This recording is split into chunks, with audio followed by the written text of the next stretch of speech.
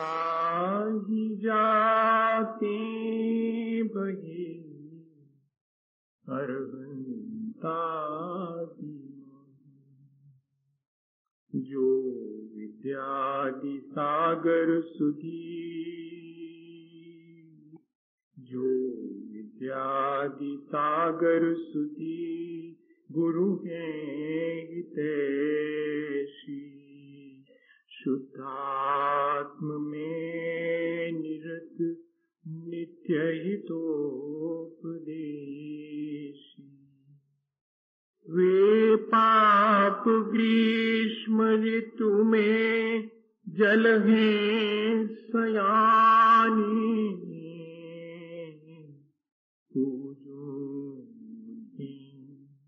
सतत केवल ज्ञान पाने, सतत केवल ज्ञान पाने। बोलिए भगवान महावीर स्वामी की, आचार्य कुंद स्वामी की, आचार्य गुरुवर विद्यासागर मुनि महाराज की।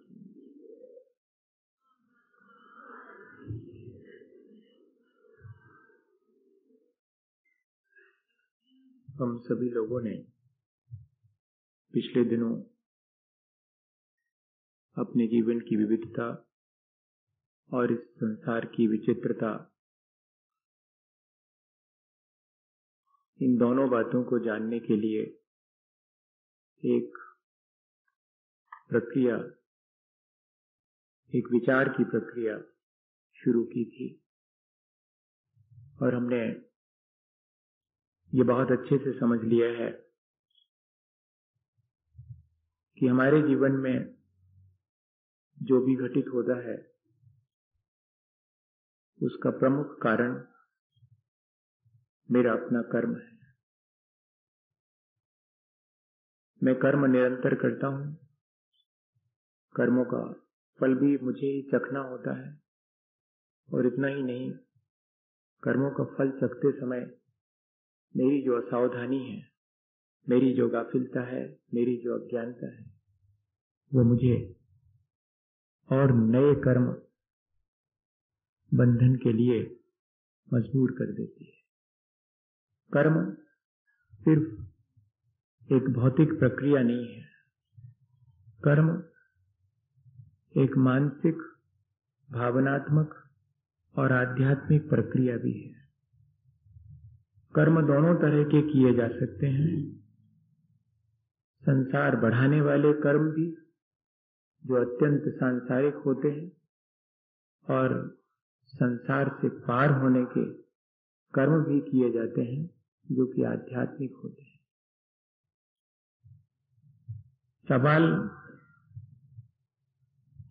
सवाल सिर्फ इस बात का है कि मुझे संसार बढ़ाने वाले कर्म चुनना है या कि संसार से पार होने के कर्म चुनना है। कोई भी संसार में शरीर धारण करने वाला ऐसा नहीं है जो कर्म न करे। कर्म सबको करना पड़ता है। वे कर्म सांसारिक हैं या कि आध्यात्मिक या कि पारमार्थिक हैं, ये हमारे ऊपर निर्भर करता है। तब फिर हम विचार करें कि हमें ऐसे कर्म करना है जिससे कि कर्मों का बोझ हल्का हो, कर्मों का भार हल्का हो। और ऐसे भी अगर अपने जीवन में हम अपनी अज्ञानता और असावधानी बच लेते हैं तो हम कर्मों को अपने सत्कर्मों के द्वारा परिमार्जित भी कर सकते हैं। ये जो आत्म संयम, जप, तप, दान, ये जो आध्यात्म है, वे हमारे सांसारिक कर्मों के दबाव को कम करते हैं, उसके भार से हमें मदद देते हैं। कौन व्यक्ति है जिससे कि अपनी असावधानी और अज्ञानतावश बुरा नहीं हो जाता, लेकिन चूक, क्या उसको संभालने का कोई उपाय नहीं है क्या? एक क्षण अगर हम चूक गए थे तो क्या हम अपने अगले क्षण अपने को संभाल नहीं सकते हैं? संभाल सकते हैं।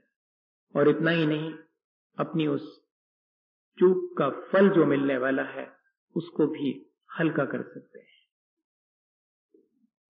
जो अपराध से अपनी अज्ञानतावश बन गया है उस अपराध की इंटेंसिटी भी हम कम कर सकते हैं, यहां तक कि हम आगे सावधान होकर के नए अपराधों से बच करके अपने जीवन को अच्छा भी बनाए, बशर्ते कि हमारा लक्ष्य शुद्ध हो, हमारा संकल्प शुभ हो और हमारा पुरुषार्थ अशुभ से बचते रहने का। अगर ये आर्ट हम सीख लें, ये कला हम सीख लें कि हमेशा अपने जीवन की निर्मलता हमारा लक्ष्य है और उस निर्मलता में मेरी अपनी मन, वाणी और शरीर की जो वर्तमान की भली दशा है वो सहायक है। इसलिए मेरा संकल्प भला करने का है, मेरा संकल्प परोपकार करने का है। संसार के घात प्रतिघात से मैं अब अपने संसार को उलझ करके बढ़ाना नहीं चाहता, इसलिए मेरा संकल्प मैंने शुभ करने का लिया है ताकि मैं अपने शुद्ध रथ को प्राप्त कर सकूं। और अकेले सुख का संकल्प कर लेने से काम नहीं चलता, मैं पुरुषार्थ करूं कि अशुभ से बचता हूं। जैसे कि मेरे वस्त्र गंदे हो जाते हैं तो मेरे मन में ये बात आती है कि ऐसे गंदे वस्त्र पहनना ठीक नहीं है, मुझे तो इनको साफ सुथरा बनना चाहिए। और मेरे मन में विश्वास है कि ये साफ से बन सकते हैं। तो ऐसे विश्वास के सहारे हम साबुन सोडा का उपयोग करके और उन वस्त्रों की मलिनता को हटाते हैं, उनको उज्जवल बनाते हैं। भैया, ये जो जब तप, आत्म संयम, पश्चाताप, प्रायश्चित, ये सारी प्रक्रियाएं साबुन सोडा की तरह हैं जो हमारे अज्ञानतावश बांधे गए कर्मों की मलिनता को हटाने में हमारी मदद करते हैं। इसलिए ये बात अपन को अब कर्मों के करते समय बताते हैं। तो एक ये टेक्निक्स, आज टेक्नोलॉजी का इतना विकास हुआ है, कई बार लगने लगे कि बाह्य जगत की समृद्धि के लिए इतनी टेक्नोलॉजी, इतनी तकनीकी विकसित हुई, लेकिन अपने आत्म जगत की निर्मलता के लिए जो तकनीकी, जो हमारे आचार्य भगवंतों ने हमें दी थी, उसको हम निरंतर भूलते चले जा रहे हैं।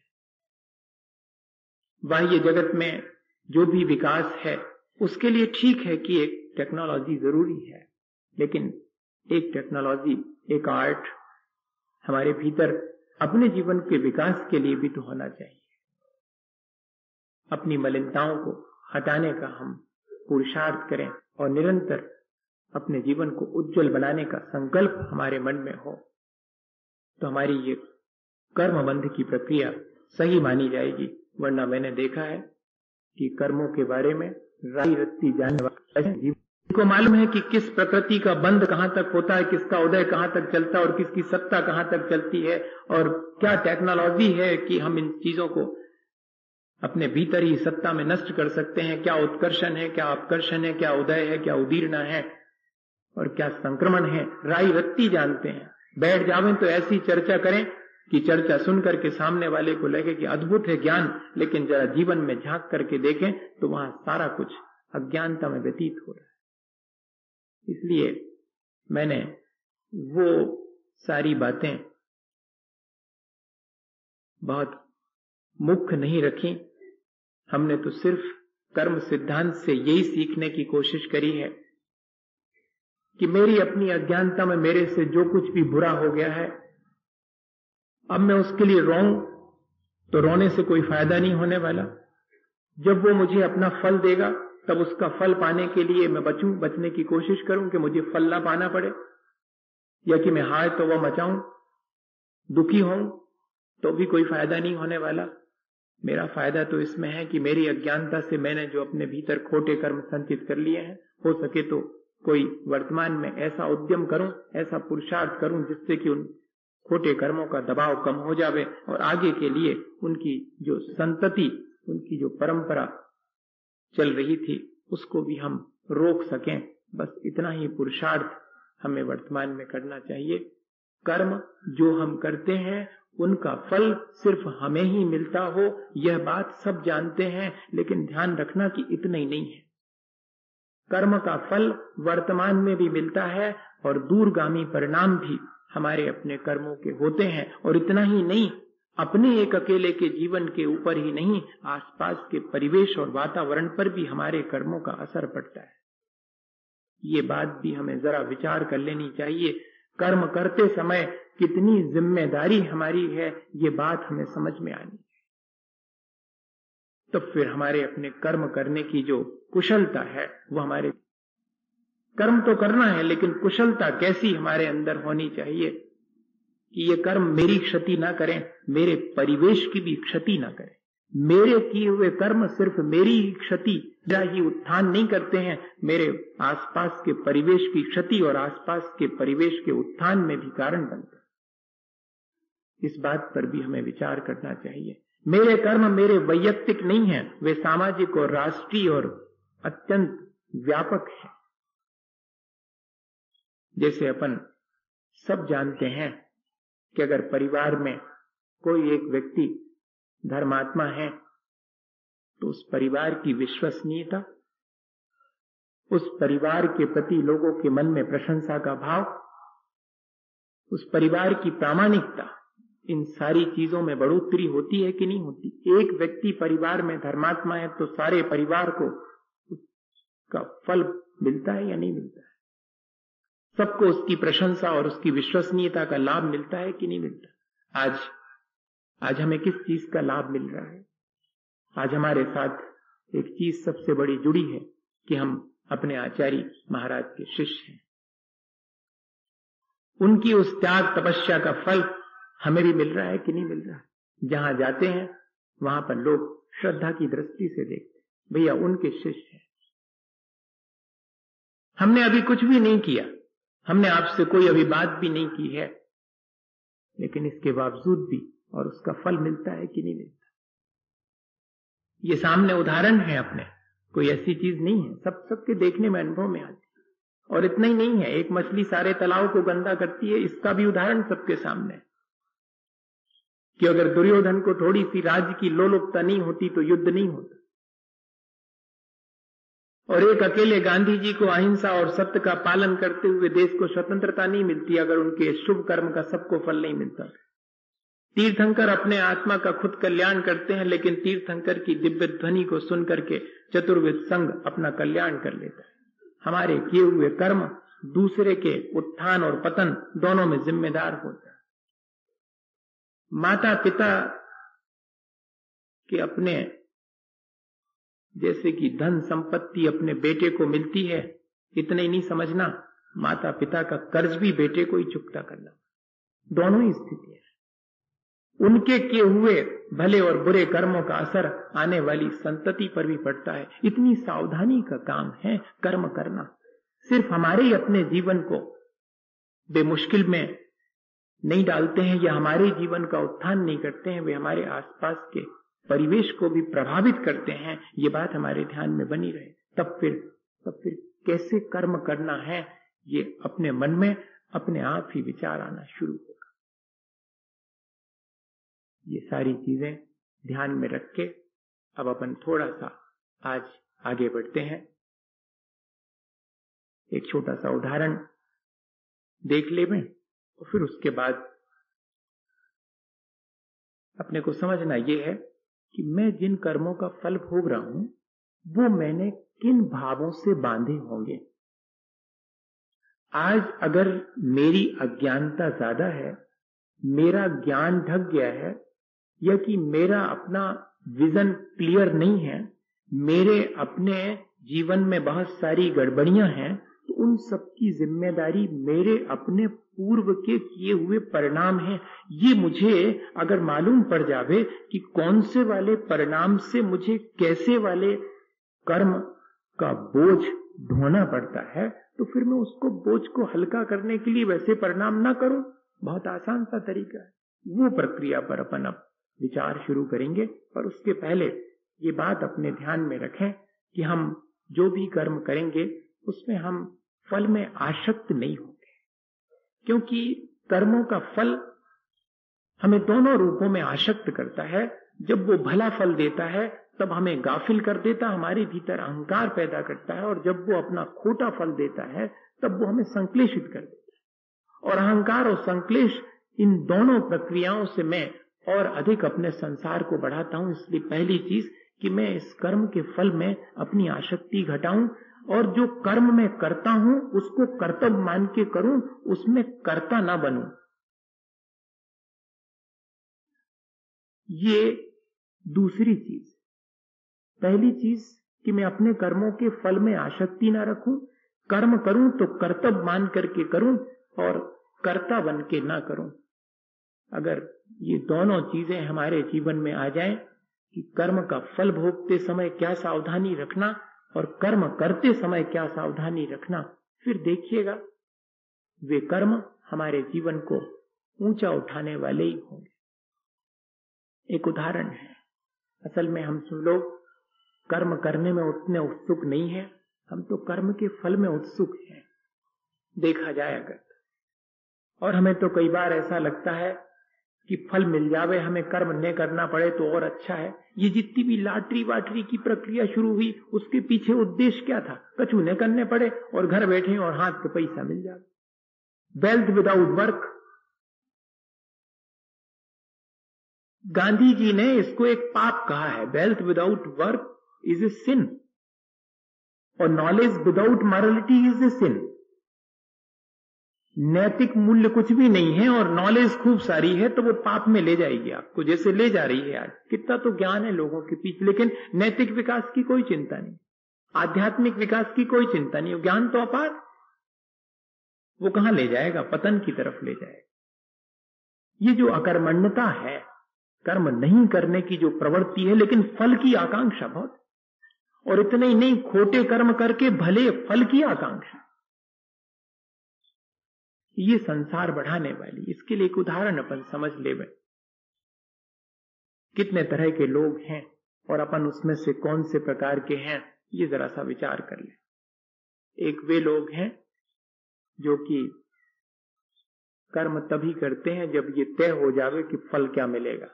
असल में ये फल में ज्यादा रुचि रखते हैं, कर्म में रुचि नहीं रखते हैं। ऐसा जीवन में अपने भी कभी कभी मन में आता होगा कि करना ना पड़े और उसका फल मेरे मन मुताबिक मुझे मिल जाए। दूसरे और अच्छे लोग हैं उससे, जो ये कहते हैं कि मैं तो अपना कर्म करूंगा, मेरा कर्तव्य है, और जब मैं अपना कर्तव्य बखूबी करूंगा तो उसका फल भी पाऊंगा। अब मुझे उस फल को लेकर के चिंतित होने की क्या आवश्यकता है? भले कर्म का फल भला मिलता है, बुरे का फल बुरा मिलता है। अब मुझे इसमें ज्यादा चिंतित होने की भी आवश्यकता है। ऐसा होता कि भैया कभी कभार बुरे कर्म का फल भी अच्छा मिल जाता है, या कि अच्छे कर्म का भी बुरा फल मिल जाता है। ऐसा अगर कुछ नियम होता तो फिर जरा चिंता की बात थी। और तीसरे प्रकार के लोग थोड़े और निश्चिंत हैं। वो तो ये कहते हैं कि मैं तो कर्म करता हूं, फल तो भगवान पर छोड़ता हूं। ये भक्त किस्म के लोग होते। और दूसरे किस्म के लोग गृहस्थ हैं, और पहले किस्म के लोग अकर्मण्य हैं। अकर्मण्य व्यक्ति कहेगा कि मैं तो कर्म तभी करूंगा जब मुझे फल मिलने की तय कर दो आप कि ये फल, बल्कि मुझे पहले ही फल दे दो, फिर बाद में देखेंगे, काम तो बाद में करेंगे। पैसा पहले धर दो, तुम्हारा काम हो जाए, फिर बयाने कर दें, पैसा रखो पहले। ये क्या है? ये आज अकर्मण्यता की तरफ ले जाने वाली प्रक्रिया शुरू हो गई कि नहीं हो रही? अवार्ड पहले, वर्क बाद में। गृहस्थ सिर्फ इतना मान के कर्म करे कि उसका कर्तव्य है, अच्छा करूंगा अच्छा फल मिलेगा, बुरा करूंगा बुरा फल मिलेगा। भक्त व्यक्ति थोड़ा और निश्चिंत रहता, वो कहता मैं तो अपना कर्म करता हूं, बाकी मैं सब भगवान पर छोड़ता हूं, वो जाने। हालांकि भगवान इस प्रपंच में नहीं पड़ता, लेकिन मेरी श्रद्धा, मेरी भक्ति मुझे निश्चिंत करने के लिए ये अच्छा उपाय है कि वो जाने मैं तो निश्चिंत हूं, मुझे काहे को चिंता करने की बात। जैसे बच्चे लोग कहते हैं कि भैया मुझे क्या चिंता करना है, कैसे कमा रहे, क्या कर रहे हैं, पिताजी जाने।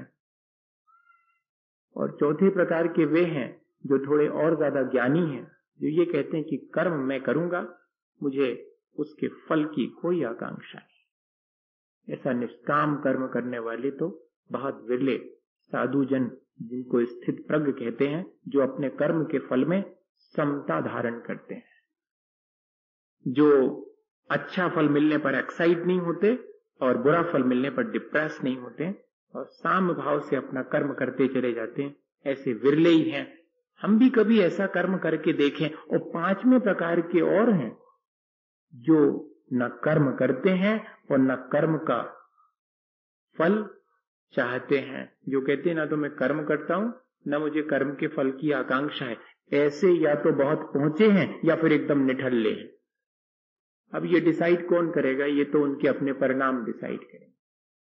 सांसारिक कार्यों को नहीं करना और उनके फल की आकांक्षा भी नहीं रखना, ये तो बहुत पहुंचा हुआ व्यक्ति हो सकता है, और या फिर निठल्ला आलसी व्यक्ति हो सकता है जो कि अपने जीवन के लिए कोई कर्म ही ना करे और उसके फल के प्रति भी और अज्ञानी बना रहे। अब हमें इन पांच में से कौन सा होना है, ये विचार स्वयं करना चाहिए। कर्म तो सभी कर रहे हैं, फल की आसक्ति पूर्वक भी कर रहे हैं और सहज भाव से भी कर रहे हैं। अच्छा करूंगा तो अच्छा फल मिलेगा। और कुछ लोग हैं जो कि कर्म के फल के समय समता भाव भी धारण करते हैं। सबसे बढ़िया तो यही है कि मैं या तो कर्म के फल को भोगते समय समता भाव धारण करूं और या फिर जो है हमेशा शुभ कर्म करने के लिए तैयार रहूं, चाहे मेरे खोटे कर्मों का फल मुझे तकलीफ भी पहुंचाए, तब भी मैं अपने स्वधर्म, अपने आत्म धर्म में लगा रहूं, अपने कर्तव्य का पालन करता रहूं। या तो ऐसा कर लें और या फिर जो है समता भाव धारण कर लें, तो कर्मों पर विजय आसानी से हो सकती है। थोड़ा सा विचार अब मुझे इस बात पे करना है कि कितने तरह के कर्म हैं जो कि मुझे मेरे जीवन को निर्मित करने में अपना पार्ट अदा करते हैं, उनका अपना कितना हाथ है मेरे इस जीवन में। तो कुछ कर्म ऐसे हैं जो कि मेरे शरीर के आकार प्रकार और रंग रूप का निर्धारण करते हैं। कुछ कर्म ऐसे हैं जो मुझे ऊंचे और नीचे होने का भाव मेरे अंदर उत्पन्न करने में कारण बनते हैं कि मैं ऊंचा हूं या कि मैं नीचा हूं। इसके लिए भी मेरे अंदर कुछ कर्म हैं जो निमित्त बनते हैं। कुछ कर्म हैं जो मुझे शरीर में कितने समय तक किस शरीर में रुके रहना है इस बात को निर्धारित करने में कारण बनते हैं। ऐसे भी कर्म हैं। कुछ कर्म हैं जो मेरी चेतना को, मेरी श्रद्धा को, मेरे आचरण को विकृत करने वाले हैं, उसमें कारण बनते हैं। वो भी कर्म मेरे भी 8 प्रकार के कर्म हैं। और कुछ कर्म और हैं बनते हैं। आचार्य भगवंतों ने इन्हें नाम दिए हैं। ढकने वाला, मेरी अज्ञानता को बढ़ाने वाला ज्ञानावर्णी कर्म है। मेरे नदी को कम और ज्यादा बनाने वाला, मेरे अपने सामान्य प्रतिभास को कम दर्शनावर्णी कर्म है। मेरे सुख दुख में निमित्त बनने वाला वेदनी कर्म है। मेरी चेतना को, मेरी श्रद्धा को, मेरे आचरण को विकृत कर देने वाला मोहनी कर्म है। मुझे एक शरीर में निश्चित समय के लिए रोके रखने वाला मेरा आयु कर्म है। मुझे ऊंचे और नीचे कुल का भान कराने वाला गोत्र कर्म है। मेरे शरीर का प्रकार रूप रंग का निर्धारण करने वाला नाम कर्म है। और मेरे दान लाभ भोग उपभोग और मेरी सामर्थ्य में बाधा डालने वाला अंतराय कर्म है। ये कर्म मेरे अपने जीवन में मैं स्वयं संचित करता हूं अपने परिणामों से। ये बहुत फिजिकल नहीं है, बहुत भौतिक नहीं है। ये हमारे साथ इंटरमिगिल करते हैं, हमारे साथ ट्रैप हो जाते हैं। वो बहुत भौतिक मालूम पड़ते हैं, लेकिन ये बहुत मानसिक, बहुत भावनात्मक कर्म है जिनमें कि मेरा अपना पुरुषार्थ काम आता है। मैंने ऐसा पहले जीवन में क्या पुरुषार्थ करा जिससे कि मुझे वर्तमान का जीवन मिला, इस पर विचार जरूर करना है। कर्म सिद्धांत पढ़ने वाले को और ज्यादा विचार न करे तो इतना तो जरूर करना चाहिए कि मेरी मौजूदा हालत की जिम्मेदारी किसकी, मेरी मौजूदा स्थिति के लिए मेरी कौन सी भावदशा जिम्मेदार रही होगी पहले, और आज वर्तमान की भावदशा कैसी है, जिससे कि मैं अपने आगामी का निर्धारण अपने हाथ से करूं। इतना आगे कर्म सिद्धांत पढ़ने के लिए, और उसका क्लू है अगर इतनी बात हमारे ध्यान में रही आए तो समझिएगा कि वाकई में हमने इन कर्मों को ठीक ठीक समझ लिया है, हमारे कर्म के बारे में अज्ञानता हट गई है। वरना तो इस संसार में कर्मों से पार पाने वाले बहुत विरले ही हैं। कर्मों से पार पा पाना इतना आसान नहीं है, हमारे ही अपने कर्मों से हम पार नहीं पा पाते। तो देखें, एक एक करके अपन देखेंगे कि कौन सी भाव दशा है जो मेरे इस जीवन के लिए कारण बनी हुई है। मेरे ज्ञान में कमी है, मेरा अज्ञान बहुत है, कोई तो बात होगी। मेरे पास किताब नहीं होगी शायद, इसलिए मेरा ज्ञान कम है। मुझे कोई पढ़ाने वाला ठीक मिला, इसलिए मेरा ज्ञान कम है। मुझे जरा अच्छा स्कूल नहीं मिला है, इसलिए मेरा ज्ञान कम है। कुछ फैसिलिटीज नहीं मिली हैं, इसलिए मेरा ज्ञान कम है। बहुत से कारणों पर हमारा ध्यान जाता है। सो ठीक है भैया, किसी के पास पुस्तक नहीं है, पर कई लोग ऐसे हैं जिनके पास पुस्तक नहीं होती पर फिर भी ज्ञान बहुत होता है। कई लोग ऐसे हैं जिनको कि ठीक ठीक गुरु नहीं मिला है। द्रोणाचार्य नहीं मिल पाए थे एकलव्य को, लेकिन फिर भी धनुर्विद्या तो उसने सीख ली थी। तब फिर मैं कैसे कहूं कि गुरु के नहीं मिलने पर मुझे ज्ञान नहीं होगा, या कि किताब के नहीं मिलने पर मुझे ज्ञान नहीं हुआ है, और या कि मुझे कोई अच्छा स्कूल नहीं मिला पढ़ने के लिए, मुझे बहुत छोटे स्कूल में पढ़ रहा हूं मैं। आज तो सब यही सोचते हैं कि बड़े स्कूल में पढ़ूंगा, बड़े कॉलेज में पढ़ूंगा, कोई बड़े इंस्टीट्यूशन में पढ़ूंगा तो बहुत ज्ञानवान हो जाऊंगा।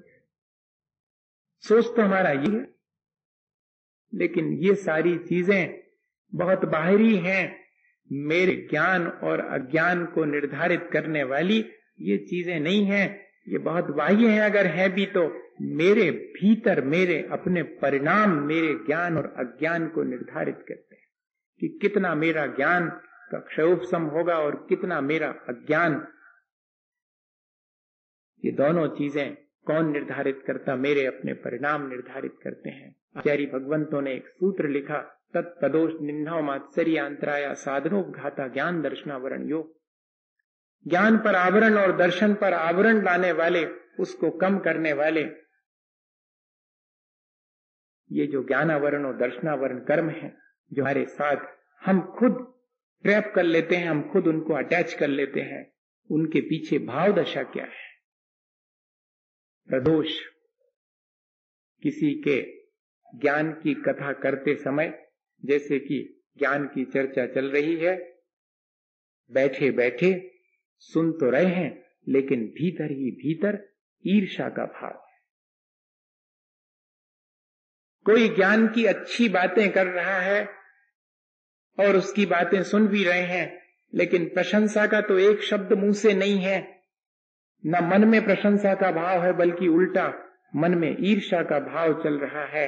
अगर तो मानिएगा कि हमारे ज्ञान को हम अपने हाथ से खुद ढक रहे हैं, अपने अज्ञान का इजाफा हम खुद अपने हाथ से बढ़ा रहे हैं। क्योंकि कुछ भी नहीं देख आ रहा, क्या तो नहीं किया मैंने, मैं तो धर्म समय बढ़िया बैठा था, मैं तो सुनने गया था ज्ञान की बातें, लेकिन मेरा अज्ञान और बढ़ गया। बढ़ेगा कैसे? नहीं, क्योंकि भाव दशा तो उस ज्ञान की कथा के समय, ज्ञान की कथा करने वाले से और उस सच्चे ज्ञान से आपके मन में ईर्ष्या का भाव था, प्रशंसा का भाव नहीं आना। जहां प्रशंसा की जानी चाहिए थी ज्ञान की, हमने ज्ञान की प्रशंसा नहीं करी, बल्कि उससे हमने द्वेष और कर लिया। हमारा ज्ञान ढक गया, हमारे बढ़ोतरी हो गई। किसी नहीं है, नहीं जानता हूं, ऐसा कह देना पुस्तक और गुरु के बारे में। पुस्तक मांगने पर कहना कि नहीं है, पूछने पर कहना मुझे नहीं मालूम। आपने ये ज्ञान कैसे प्राप्त किया? बड़ा अच्छा ज्ञान है आपका, मैंने खुद अपने द्वारा अर्जित किया। अपने गुरु के प्रति जिनसे कि ज्ञान सीखा है, एक अक्षर भी जिससे सीखा है, उसके प्रति हमारे मन में, जिस गुरु से ज्ञान हासिल किया है, उसका नाम और उस छिपाने की कोशिश मत करना, मन में वैसा भाव तक नहीं लाना। वरना हमारे ज्ञान में कमी आती है। आचार्य महाराज सुनाते हैं कोई घटना कि किसी महाराज के जीवन में ऐसा हुआ, उनका ज्ञान का क्षयोपशम इतना बढ़ गया कि गुरुजी से भी ज्यादा हो गया। अब उनको इस बात में शर्म आने लगी। लोग पूछते थे जबकि आपका इतना उत्कृष्ट ज्ञान, तो उनको इस बात में शर्म आने लगी कि कैसे कहें कि इन गुरुजी से सीखा, भी तो बिल्कुल ही बुद्धू है, उनका नाम बता करके हमें क्या मिलने वाला। नहीं, मैंने अपने पुरुषार्थ से इस ज्ञान को अर्जित किया है। ऐसा अहंकार उनके भीतर आ गया और अपने गुरु का नाम छिपा लिया और गुरु के प्रति अभिनय का भाव आ गया। उसका परिणाम उनके जीवन में ही देखने में आ गया। इतना कुंदन सा शरीर था, वो धीरे धीरे पूरा ब्लैकिश होता चला गया जीवन में। लेकिन वो ज्ञान ऐसा नहीं था, थोड़ी असावधानी हो गई, इसलिए ऐसी स्थिति बन गई। लेकिन जैसे ही उनके शरीर में परिवर्तन होना शुरू हुआ, उनका ध्यान चला गया और उनको अपनी गलती का एहसास हुआ। तो कहते हैं कि अत्यंत पश्चाताप किया, गुरु के चरणों में जाकर के माफी मांगी और कहते हैं कि कुछ दिनों के अंदर उनका शरीर ज्यों का त्यों हो गया। भैया, अपने किए हुए कर्मों का तुरंत भी परिणाम मिलता है और दूरगामी परिणाम भी होता है। बहुत सावधानी की आवश्यकता है। अरे भाई, अपन ने ज्ञान हासिल कर लिया है तो जिस पुस्तक से हासिल किया है, जिन गुरुजनों के चरणों में बैठ के हासिल किया है, उनकी कृतज्ञता।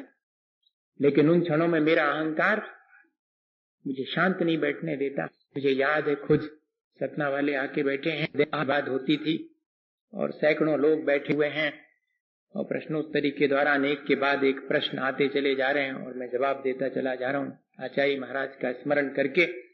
और एक प्रश्न उसके बीच में ऐसा आया कि अद्भुत है आपका ज्ञान, इस क्षण में तो ऐसा लग रहा है कि जैसे आपके जिह्वा पर सरस्वती आके बैठ गई। और ये पकड़ के मेरे 30 सेकंड के लिए ये विचार आ गया कि हाँ, सचमुच मेरे पास ज्ञान की अच्छी सामर्थ्य है। और आप आश्चर्य करेंगे कि अगले वाले उत्तर, जबकि 2-5 सेकंड लगते, लेकिन 1 मिनट तक अगले वाले का उत्तर नहीं सूझा। मेरे मन में क्या कर रहा हूं मैं तो आचार्य श्री का आशीर्वाद लेकर के इस गद्दी पे बैठा हुआ हूं, मैं थोड़ी उत्तर दे रहा हूं, उत्तर तो वो ही दे रहे हैं। और जैसे ये भाव आया और उसके बाद क्यों प्रश्न के उत्तर बनने लगे। मैंने अपने जीवन में ऐसा कई बार अनुभव किया। मैं आपको इसलिए कह रहा हूं कि अपने इस छोटे से क्षयोपशम ज्ञान के अहंकार में अपने गुरु या कि किसी अपने शास्त्र जिससे कि हमने ये सारी विद्या हासिल की है, उसका नाम छिपाने का प्रयत्न नहीं करना, ना अपने बच्चों को ऐसी सलाह देना, बल्कि दो, विद्या तो बांटने से बढ़ती है। 2 ही चीजें हैं संसार में जो बांटने से घटती नहीं है, ज्ञान या कि प्रेम। कितने ही बांटो, बढ़ता चला जाए। इनमें कभी भी जो है और अहंकार नहीं करना। तत्प्रदोष निन्नौ मात्सरी, देने योग्य ज्ञान को नहीं देना, जानते हुए भी देने से इनकार कर देना। भीतर कौन सा भाव है? कलुषता का भाव है कि मेरे ज्ञान दे देने से इसका बढ़ जाएगा, ये मेरे से आगे न निकल जाए। ऐसा करते हैं बच्चे अपनी पोजीशन बनाने के लिए, और दूसरे को बुक्स नहीं देंगे, दूसरे को बताएंगे नहीं प्रॉब्लम्स। सामान्य पढ़ाई में भी ये तो फिर तत्व ज्ञान की बात है। तत्व ज्ञान के समय अगर कोई ऐसा करे तब तो भारी अज्ञानता का ही कारण है, आगे भी अज्ञानता ही हाथ में आने वाली है। इसलिए भैया, जब भी कोई अपन को बात मालूम है, तत्व की बात, और कोई पूछे तो इनकार नहीं करना। देने योग्य ज्ञान है और पाने वाला भी उसकी योग्यता रखता है, तो मन में कलुषता रख करके कि इसको क्यों बताऊं, इसका ज्ञान बढ़ जाएगा, ऐसा भाव रख करके कभी बताने से इनकार नहीं करना। जब भी कोई चाहे आपके कल्याण की, करुणा पूर्वक उसको 2 बातें कह देना, तो ही अपना ज्ञान बढ़ेगा। अपन को आज, अगर मैं इसलिए कह रहा हूं कि आज अपन को अगर ज्ञान नहीं है तो उसका कारण क्या है? मैंने कभी ऐसे खोटे भाव किए होंगे जिससे कि मेरा अज्ञान तो ज्यादा है और ज्ञान कमती है। हम अब रोना नहीं रो सकते कि मेरी अज्ञानता क्यों है। अगर रो नहीं हो तो अपने पुराने परिणामों पर रोएं हम कि ऐसे कैसे खोटे परिणाम किए होंगे कि जिसमें आज मेरा ज्ञान इतना अल्प है, मुझे अपने कल्याण की बात ही नहीं सूझती, मैं उस ज्ञान की बात कर रहा हूं। नहीं तो ऐसा वाला ज्ञान नहीं, ऐसा ज्ञान तो बहुत लोगों के पास है। ऐसा ज्ञान जिससे कल्याण की बात सूझे, वो है ज्ञान। दुनिया भर की जानकारी हासिल करने वाला क्षयोपशम कोई ज्यादा काम का नहीं है। क्षयोपशम तो वो है जिससे कि सारभूत रिलेवेंट जो चीजें हैं उनको जानने की सामर्थ्य प्राप्त हो। ऐसे ज्ञान की सामर्थ्य जिससे कि मैं अपने कल्याण की बात जानने के लिए उत्सुक हो जाऊं। संसार को जानने के लिए तो बहुत लोगों के पास बहुत सारा ज्ञान, वो ज्ञान नहीं। मैं अपने सारभूत तत्व को जानने के लिए उसका ज्ञान का सदुपयोग क्यों नहीं कर पा रहा हूं? मैंने ऐसे कौन से खोटे भाव किए होंगे जिससे मेरा इन चीजों में ज्ञान नहीं जाता है? किताब पढ़ने का कहें अगर धर्म की तो मन नहीं लगेगा, और एक पत्रिका अभी खींच करके बैठ जाए तो कहो जब तक पूरी ना हो जाए तो छोड़े नहीं। और अगर अपने कल्याण की अगर 2 लाइनें लिखी हुई हैं तो उसमें मन नहीं लगेगा, उबासी आएगी, उठ करके चले जाएंगे। ये क्या चीज है? ये कौन से ऐसे परिणाम मैंने खोटे किए होंगे पहले जिससे कि मेरा संसार के प्रपंच को जानने में तो बहुत रुचि होती है, और इन चीजों के जानने में जिनसे मेरा कल्याण है उसमें अरुचि हो जाती। ये मैंने पहले मात्सरी किया होगा, सच्चे ज्ञान को देने में मैंने कोताही की होगी, कंजूसी की होगी। इसीलिए आज मुझे सच्चा ज्ञान पाने में और मुश्किल पड़ रही है। तत्प्रदोष निन्ना मात्सर्य और अंतराय, ज्ञान और ज्ञान के साधनों में बाधा डालना। ये भी अपन वर्तमान में विचार करें कि कहीं ऐसा तो नहीं कि मैं दूसरे के सच्चे ज्ञान में बाधा डाल रहा हूं। बच्चे तो कह रहे हैं कि हम जा रहे हैं वहां पर प्रवचन सुनेंगे। हाँ सुनो प्रवचन, फेल हो जाओगे बाहर कर दूंगा, पढ़ना लिखना है ही नहीं, बस वहीं जा रहे हैं हम सुनने के लिए, महाराज के पास जा रहे हैं। अरे वाह, सच्चे ज्ञान के लिए तो आप रोक रहे हैं, और संसार के ज्ञान बढ़ाने के लिए जिसे 2 चीजें, एक जीव का ही, वो एक सिर्फ जो आजीने वाली है वो ज्ञान तो खूब दो, और जिससे जीवन का उद्धार हो उस ज्ञान में बाधा डालो। इससे क्या होगा?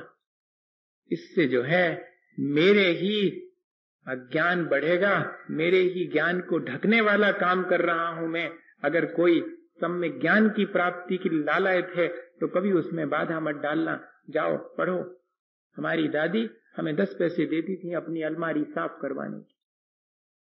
हाँ, यहाँ पर है एक अम्मा जी, वो बिल्कुल दादी जैसी लगती, उनको देख करके मुझे याद भी आ जाती है। मैंने उनसे कहा भी था, तो उनकी आदत थी, ए भैया हमारी अलमारी कौन साफ करेगा? उसमें सब धर्म के ग्रंथ रखे रहते थे, और वो हर हफ्ते उनकी अलमारी साफ करने के लिए लालच देती, 10 पैसे ले लो। हम कहते हम करेंगे, क्योंकि 10 पैसे बहुत होते थे उस समय में। 70 और 71 की बात। तो हम 10 पैसे के लिए अलमारी साफ करते करते वो पहले छोटी छोटी किताबें चलती थी गुटका, तो वो बड़े अच्छे अट्रैक्टिव लगते थे, छोटी सी किताब। तो दादी ये हम ले लें? हाँ ले लो तुम तो ले लो। वो चाहती ये थी 10 पैसे के लालच में धर्म की किताबें पलटेगा, उठाएगा, धरेगा, संपर्क में आएगा, पता नहीं कौन सी चीज इसके लिए अच्छी लग जावे सो अपने बस्ते में रख लेगा, एक दिन खोल के पढ़ेगा, और 4 लाइनें अगर धर्म की पढ़ ली तो इसका कल्याण हो जाए। बस ये ललक है अपने भीतर या नहीं है? आज मैं ये कहना चाह रहा हूं, अपने बच्चों के प्रति और अपने परिवारजनों के प्रति ऐसी ललक है अपने भीतर कि 4 लाइनें ये पढ़ लेगा अपने कल्याण की तो इसका कल्याण हो जाएगा। इसको कैसा उपाय करूं जिससे कि थोड़ा सा समय अपने कल्याण की बातें सीखने में भी लगाए। दिन भर जो है वहां लगा रहता है संसार की चीजें जानने के लिए।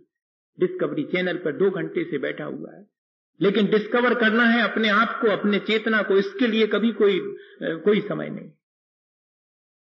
ठीक है वो नॉलेज खराब नहीं है, लेकिन उसके साथ साथ इसका कॉम्बिनेशन भी तो होना है, इस आत्मज्ञान की ललक भी तो होनी चाहिए। नहीं तो कल के दिन हमारा अज्ञान बढ़ता चला जाएगा। आप ये नहीं सोचना कि आज वर्तमान में बहुत बच्चे बहुत ज्ञानवान हैं, बहुत बातें जानते हैं, कितना क्षयोपशम है, कितनी बढ़िया है उनका।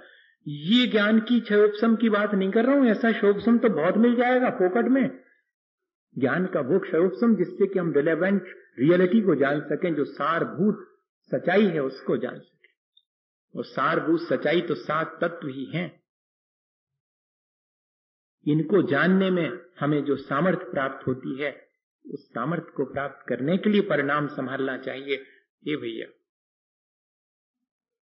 वो उसकी तरफ ध्यान आज उन्होंने इधर रख दिया, इधर की जगह पर। और दो कारण और बचे, तत्पदोष निंदा मात्सरी, अंतराय, आसाधना और उपघात। ज्ञान का अनादर कर देना और ज्ञानी का अनादर कर देना, वाणी से और शरीर से। वचन का चल रही है, कोई बात अच्छी लग भी रही है, लेकिन कुछ नहीं है, ठीक है, बिल्कुल सांसारिक बातें कर रहे हैं, काहे में धर्म है कछु, तत्व की तो चर्चा नहीं करी। ले इतने ही में वाणी से या शरीर से, वहां मन ही मन में ईर्ष्या करी थी प्रदोष में, और यहां वाणी और शरीर से आसाधना कर दी। बाजू वाले से चर्चा में लग गए, अच्छी वचन का चल रही है, लेकिन अपन बाजू वाले से सटे हैं। हाँ, उसमें लिखा हुआ है कि धर्म चर्चा चलते समय और दो लोग आपस में इशारा करें या वाणी से कुछ कहना शुरू कर देवें, तो समझना यही तो आसाधना है ज्ञान की। ये बहुत हो जाती है, देख लो आप। और उपघात, सच्चे ज्ञान का नाश ही कर देना, अर्थात उसे अज्ञान कह देना, ये उपघात है। जो धर्म की बात है उसको तो अज्ञान कह देना, और जो संसार बढ़ाने वाली बात है ये ज्ञान है। सम्यक ज्ञान को तो ज्ञान नहीं कहेंगे और मिथ्या ज्ञान को ज्ञान कह रहे हैं। इस तरह हमने सम्यक ज्ञान की प्रशंसा नहीं की और उसकी आसाधना के साथ साथ उपघात कर दिया, उसका नाश ही कर दिया। पहले तो अनादर किया, तो फिर बाद में उसको नष्ट कर दिया। अब बताइएगा कि हमें अपने जीवन में कैसे सच्चा ज्ञान प्राप्त होगा।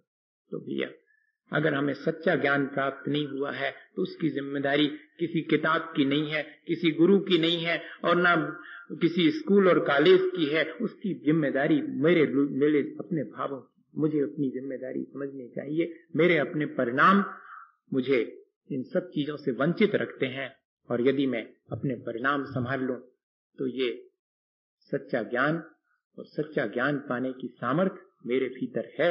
मैं उस सामर्थ्य को बढ़ा सकता हूं। उस सामर्थ्य को ढकने वाले जो भाव हैं उन सब से मैं बचूं, ऐसे कर्म न करूं जिससे कि मेरा सच्चा ज्ञान ढकने की सामर्थ्य, अनंत ज्ञान की सामर्थ्य मेरी ढक गई है। मैं अब अपने परिणाम संभाल करके अपने उस अनंत ज्ञान की सामर्थ्य को प्रकट करूं, ऐसा कर्म करूं जिससे कि मुझे ऐसी सामर्थ्य प्राप्त हो। इसी भावना के साथ बोलिए आचार्य गुरुवर विद्यासागर मुनि महाराज।